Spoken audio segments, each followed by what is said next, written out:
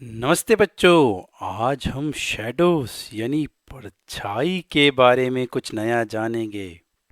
जैसा कि हमने पिछले वीडियो में देखा था, लाइट यानी रोशनी एक ट्रांसपेरेंट ऑब्जेक्ट में से पूरी तरह से, एक ट्रांसलूसेंट ऑब्जेक्ट में से थोड़ी मात्रा में और एक ओपेक ऑब्जेक्ट में से बिल्कुल भी नहीं गुजर पाती। और हमने यह भी देखा था, लाइट एक सीधी रेखा में गुजरती है। पर तब क्या होता है जब लाइट के रास्ते में कोई ओपेक ऑब्जेक्ट आ जाता है? चलिए पता करते हैं। इस चित्र में एक बच्चा जो कि एक ओपेक ऑब्जेक्ट है, वह सूर्य के प्रकाश में जा रहा है। अरे, पर वहां एक काले रंग का बच्चे जैसा धब्बा कैसे दिख रहा है? इस काले रंग के धब्बे को यानी पैच को शैडो कहा जाता है। तो ये शैडो कैसे बनता है? जब कोई ओपेक ऑब्जेक्ट लाइट के रास्ते में आकर लाइट को रोकता है, तब उस ऑब्जेक्ट के बाजू में एक काले रंग का धब्बा बन जाता है। यह शैडो या परछाई कहलाता है। अब हम शैडो के बारे में और जानेंगे। शैडो यानी परछाई कब बनती है? क्या जब पूरा अंधेरा हो जाता है तब हमें परछाई देखने को मिल सकती है? नहीं, हम अंधेरे में परछाई को नहीं देख सकते। तो परछाई या शैडो बनने के लिए एक लाइट का स्रोत यानी लाइट सोर्स होना बहुत जरूरी है। यह तभी होता है जब लाइट के रास्ते में कोई ओपेक वस्तु आकर रुकावट डालती है, तब हमें उस वस्तु की शैडो दिखाई देती है। जैसे कि कहानी में बताया गया था, सोना परछाई बनाने के लिए टॉर्च का उपयोग लाइट के स्रोत के रूप में करती है। क्या कोई ट्रांसपेरेंट चीज से परछाई यानी शैडो बन सकती है? हम जानते हैं कि शैडो तब बनती है जब कोई ऑब्जेक्ट यानी चीज लाइट के रास्ते को रोकता है। लेकिन ट्रांसपेरेंट चीजें तो अपने में से लाइट को आर पार जाने देती है, इसलिए ट्रांसपेरेंट चीजों से शैडो नहीं बनती। तो शैडो या परछाई बनने के लिए एक ओपेक ऑब्जेक्ट की जरूरत होती है। जैसे कि कहानी में बताया गया है, सोना खिलौने को एक ओपेक ऑब्जेक्ट के रूप में उपयोग करती है, जिसकी परछाई फर्श और दीवार पर बनती है, जिसको देखकर चोर डर के भाग जाते हैं। अच्छा, अब आप मुझे बताइए, क्या आपने आकाश में बहुत ऊपर उड़ते हुए पक्षी की परछाई देखी है?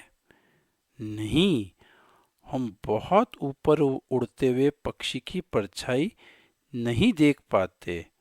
वह इसलिए क्योंकि परछाई किसी सतह या स्क्रीन पर ही बनती है और जमीन यह सतह या स्क्रीन का कार्य करती है।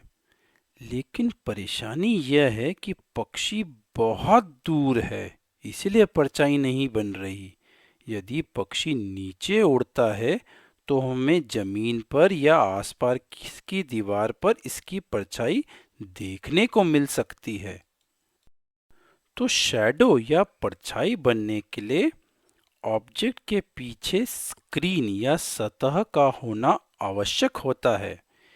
जैसे कि हमने कहानी में देखा था कि खिलौने की परछाई फर्श या दीवार पर बन रही होती है।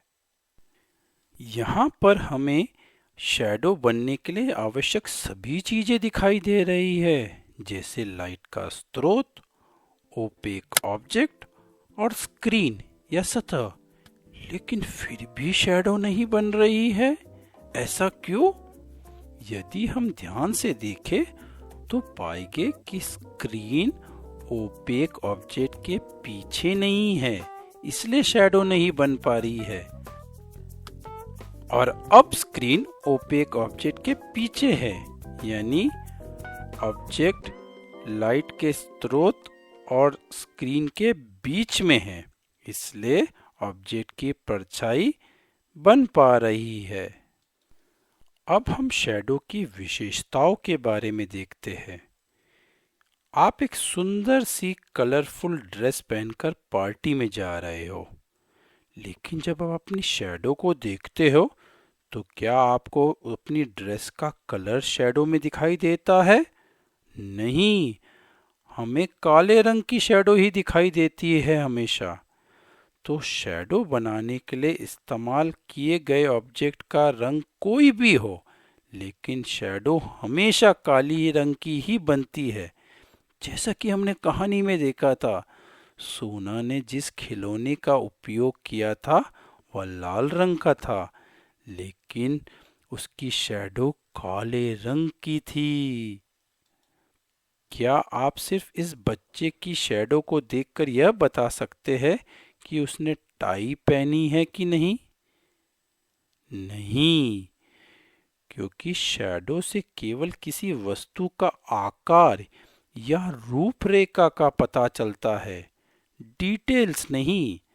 जैसे कि हमने कहानी में देखा था, चोरों ने खिलौने वाले राक्षस की एक बड़ी काली सी शैडो देखी थी और उसकी रूपरेखा का देखकर उन्हें लगा था कि वहां कोई भूत है। आप जानते हैं कि ओपेक ऑब्जेक्ट की पोजीशन बदलने पर शैडो का आकार भी बदल जाता है।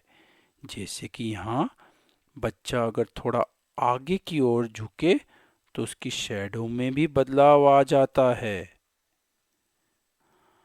आपने कहानी में देखा था, राक्षस की शैडो का आकार बढ़ता जा रहा था।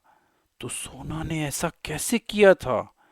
क्या शैडो की साइज उसके ऑब्जेक्ट से बड़ी या छोटी हो सकती है? हाँ, शैडो के आकार वस्तु और लाइट के स्रोत के बीच की दूरी पर निर्भर करता है। वस्तु और लाइट के स्रोत के बीच की दूरी बदलने से शैडो का आकार या साइज बदल जाता है। आप भी वस्तु और स्क्रीन के बीच की दूरी को बदलकर शैडो का आकार बदल सकते हैं। जब कोई ओपेक वस्तु स्क्रीन के पास होती है तब छोटे आकार की शैडो बनती है, और जब ओपेक ऑब्जेक्ट लाइट के स्रोत के पास होता है तब शैडो बड़ी बनती है। तो अब आप समझ गए होंगे कि किस प्रकार सोना ने खिलौने के राक्षस से शैडो का आकार बदलकर चोरों को डर कर भगाया था। चलिए अब हम ये देखते हैं कि सूर्य की रोशनी में शैडो कैसे बनता है। तो सूर्य की लाइट प्रकाश का या रोशनी का स्रोत है। बच्चा ओपेक ऑब्जेक्ट है जो लाइट को रोक रहा है, और जमीन स्क्रीन है और इस पर शैडो बन रही है। यदि हम सुबह के समय देखते हैं तब शैडो सबसे लंबी होती है। यदि हम दोपहर के समय में देखते हैं तो सूरज बिल्कुल बच्चे के सिर के ऊपर होता है, इसलिए बच्चे की शैडो छोटी दिखती है। और शाम के समय फिर से शैडो लंबी दिखाई देती है। तो हमने यह देखा, शैडो का आकार सूर्य की स्थिति के अनुसार बदल जाता है।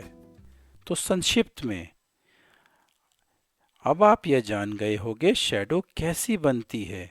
इसके लिए लाइट का एक स्रोत जैसे कि सूरज या बल्ब होना चाहिए, एक ओपेक ऑब्जेक्ट जैसे कि बच्चा या सोना का वह खिलौना, और वस्तु के पीछे एक स्क्रीन या सतह का होना आवश्यक होता है जैसे कि जमीन या दीवार।